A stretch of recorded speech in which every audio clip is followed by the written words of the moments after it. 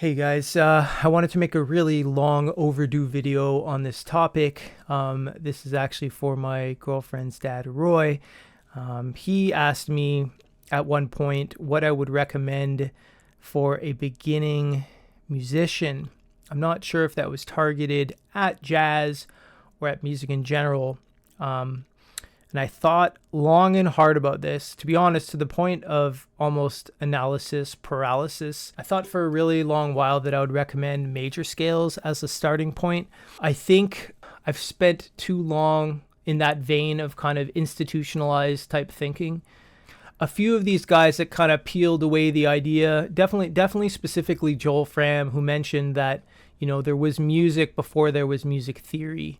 And Bob has mentioned a few times that you can learn everything you need to know from the music. All the answers that you're looking for are inside the music. So you can take little tidbits and pieces and make etudes out of them, depending on what your level is. So anyways, the starting point, and I think this is actually a critical element that the institution mentality completely misses, is you being in charge of your own learning. If people are throwing a bunch of stuff at you, maybe some of it will stick, maybe some of it will be really interesting to you. High probability, you're not going to be interested in a lot of it. And it's going to really hamper your development. So the first thing you need to do as a beginner is figure out what type of music you want to play. Find a song you want to learn, because we got to break this down. There's just too much to learn. So we got to break it down and make it small, right? Find a song you want to learn the melody. That's step one. Don't worry about anything else. Find a good recording, learn the melody. In the case of jazz, once you're done that, well, there's other things you can do. But let's keep it simple.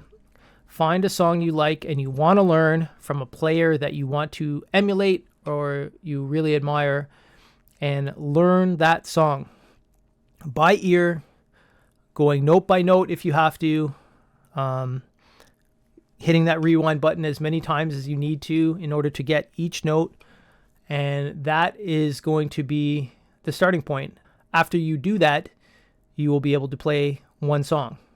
You're playing music already is my point. And in order to play with other people, you could spend, hours and days and months and years playing major scales in your room, which might serve you. But, we need some of that musical feedback loop. A lot of us do. So you need to get out there and play with people. And the quickest way you're going to be able to do that is to start playing music. This will also help develop your ear, which is, of course, critical. You're going to be able to get yourself in tune with a recording, which is obviously going to be important when you go and play live with other people. You're going to need to hear where you are in relation to them and, make your adjustments, if you're a horn player, moving your mouthpiece, or maybe, your ligature or the reed positioning or loosening up, more air support, whatever it is to get you locked in to that intonation. So anyways, step one, find a piece of music that you want to learn that piece of music by ear from the recording.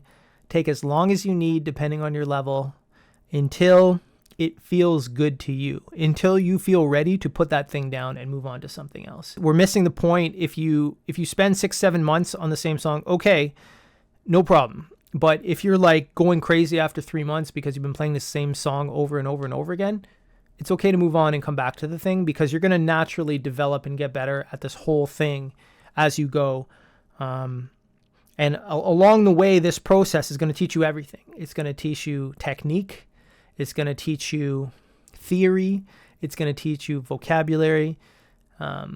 It's all in the music. So, and this is, in my opinion, the most fun and enjoyable way to learn. Anyways, I hope that is helpful to someone and not too airy-fairy, but for myself, I think I spent way too long in the institutionalized mentality, and nothing against institutions. Some things work for some people and don't work for others. And for me, this approach of being in charge of my own learning has really helped me enjoy practicing a lot more. So I hope you enjoy.